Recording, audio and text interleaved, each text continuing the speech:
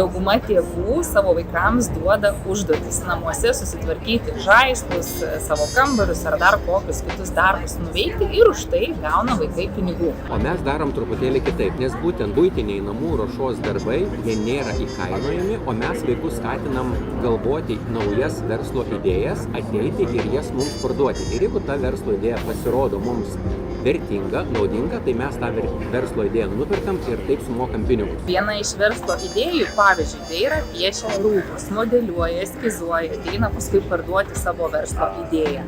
Ardas su Indyra paruošė restoraną, pagamino maistą savadarbį, pakvietė mus į restoraną papietauti. Buvo šefas, buvo padavėjas ir tokiu būdu jie taip užsidirba pinigus. Ir gautus pinigus mes juos skatinam skirstyti 50, 30, 20. Už 50% jie gali nusipirkti tą, ką nori, 30% taupo kažkokiam tai didesniam pirkiniui ir 20% investuoja. Ir aš esu jų investicinis fondas.